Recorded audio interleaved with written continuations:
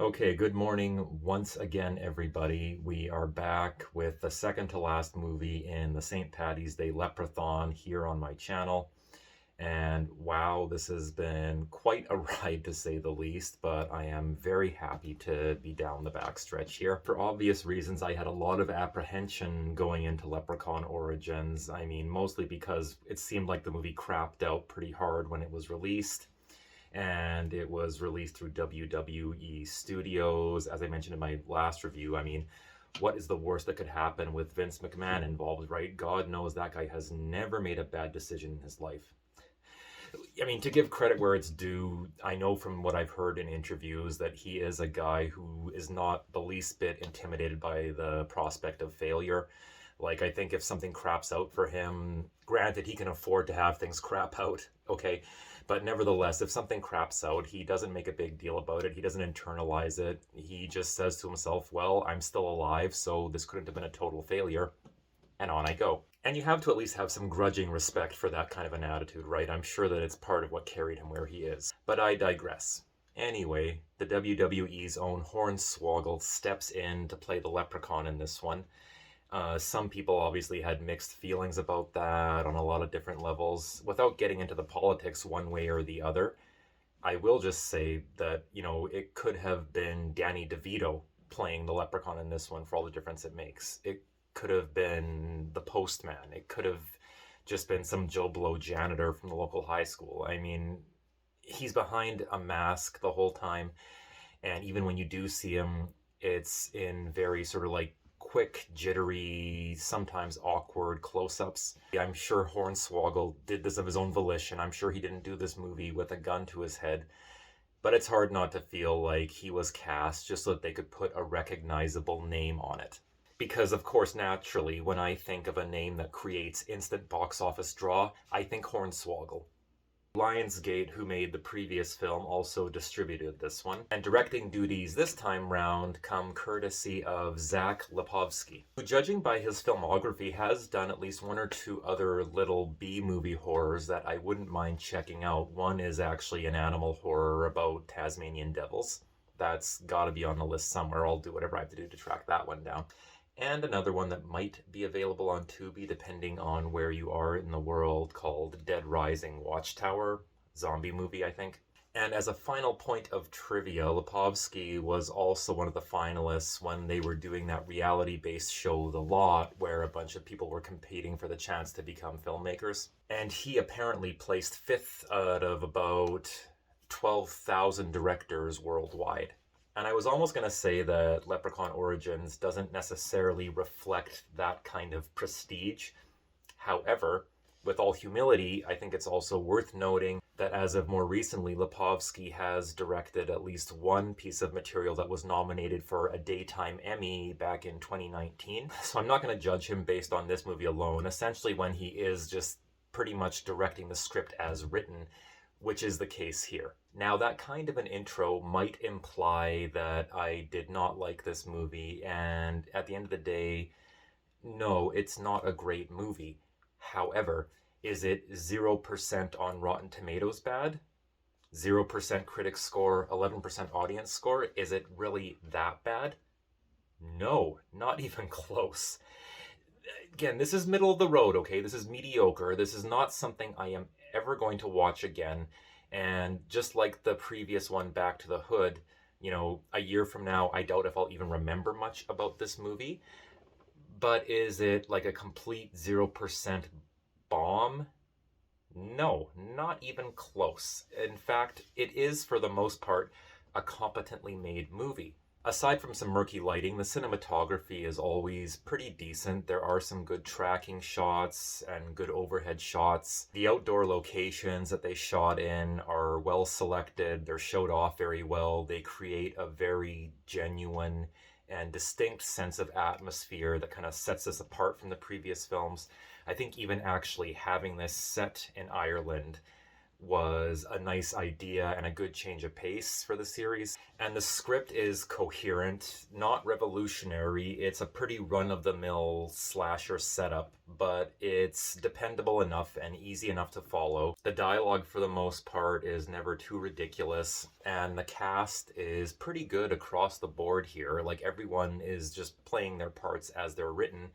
And for the most part, there's no one who really embarrasses themselves here. Probably for the first time since I watched Leprechaun 3, there was actually one kill that genuinely surprised me and was done with a little bit of creativity. It's the sort of thing that I think has been done in other slasher movies, but it was done well enough here that it almost makes me want to recommend this just as a streaming watch for that one scene. Can I really, though, like, wholeheartedly recommend a movie on the basis of one scene that I thought was very well done? That's a tough question. I mean, it's not asking as much in the streaming age, probably, so I will tell you what.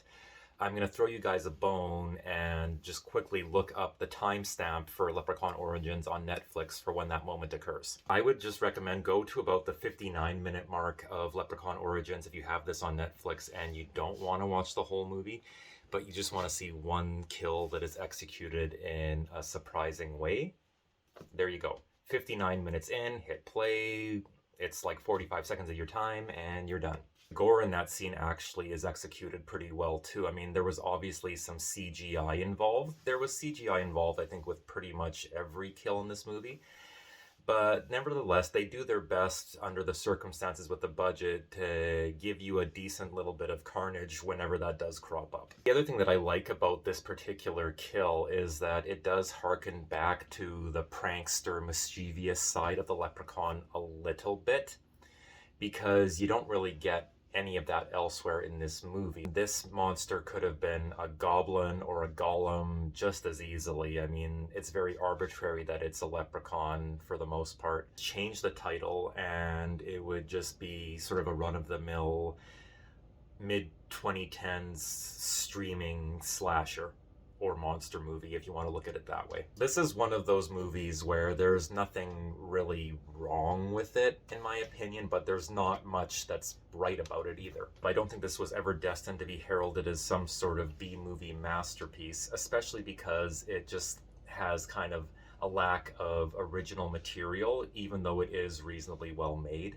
In terms of everything from the design of the monster, or excuse me, the leprechaun, to the slasher setup, to the final girl scenario, to the leprechaun's predator vision, even going so far as having the leprechaun rip out someone's spine like the predator, this just, doesn't have a whole lot of original inspiration to give it heft or really make it pop. Like I keep saying, there's nothing about this that really feels like a major eyesore or, leaves me feeling intellectually butthurt or anything like that. But it's not leaving much of an impression in the long run. And besides a lack of originality and a lack of characterization, the one other big leak in the boat here for me is the editing. There are multiple sequences where a fairly straightforward piece of action is happening. And I found myself constantly sort of like just losing track of whether characters were inside or outside or what side of the house they were on or who was coming from where. And it shouldn't be that hard to follow when you've got 4 people locked in a house like this. I don't know, there's only so many different ways you can play the game when characters can't leave the room, but I was getting disoriented constantly. I don't know if it's because this movie was just taking advantage of the fact that I'm starting to feel a little bit weary of this franchise. But more than one moment had me kind of raising an eyebrow and going, wait, okay, what just happened there? The closing shot, which I think is supposed to be a bit of a sequel bait, is shot and edited in such a hasty way that I actually had to start reading the wiki synopsis and then go back and watch that last scene before I realized that growling was coming from 3 more leprechauns racing through the tall grass after our final girl. And I mean, if you've seen Leprechaun Origins and you actually caught that the first time round, please feel free to tell me down in the comments. I would be perfectly happy to find out that this was just me being a dumbass.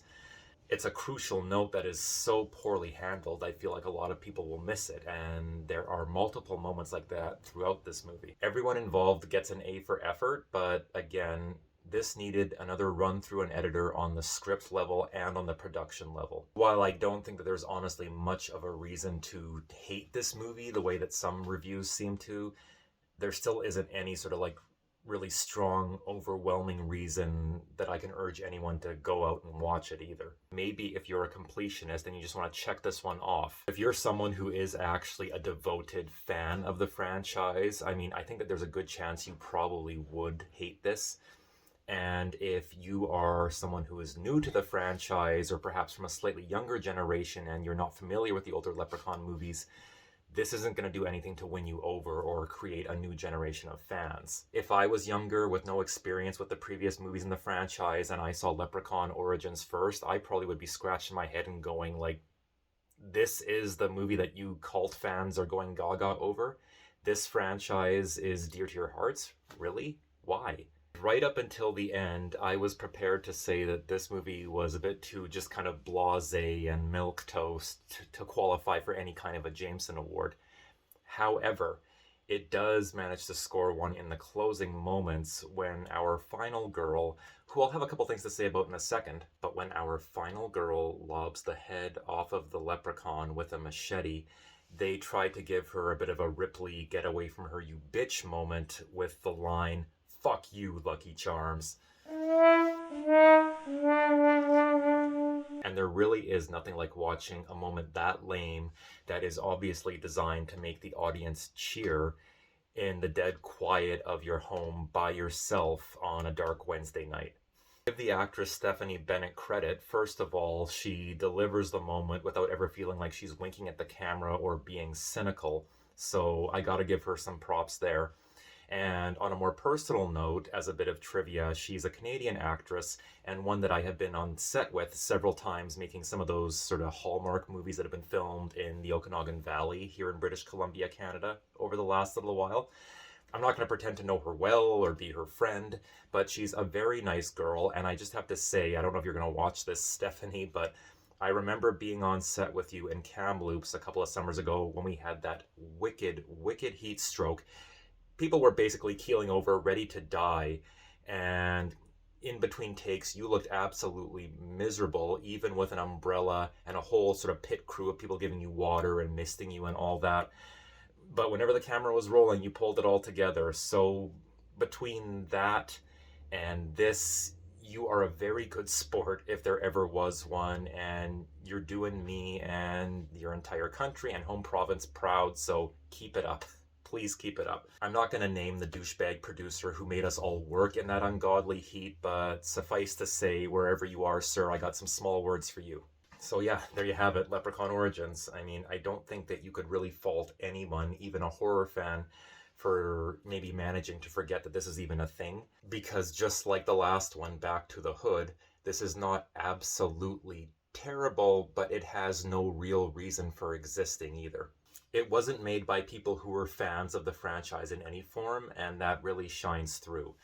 And frankly, even with a goofy property like this, that's really what you need. I mean, there is no point in diving into any franchise if you don't actually love it. Unless you're Vince McMahon, who, let's face it, would probably book a match between an abandoned beehive and a headless chicken if he thought it would put butts in the seats. On the plus side, all this talk about Vince McMahon makes me want to go watch WrestleMania 18 again, so maybe that's exactly what I will do when I'm done recording here. So that's that. One more down, one more to go. 2018's reboot, Leprechaun Returns. I am actually low-key excited about that one because it was directed by Steve Kostanski. He's the same guy who did Psycho Goreman. He was one of the directors of The Void. He was also, as some of you probably know, part of Astron 6 when that collective was still doing its thing. And I'm once again proud to say he was also my alma mater at the University of Manitoba. Again, we were never friends. We had like maybe one class together. I kind of knew who he was. He didn't know anything about me. He still doesn't know jack about me, but wherever you are, Steve, and if you're watching this, I am like totally stoked to see where your career has gone. And I have a little bit of faith that you won't do me wrong with this Leprechaun movie, so fingers crossed. So once again, thank you so much for watching, guys. Keep your eyes tuned to the channel for Leprechaun Returns really soon, and I will catch you all later.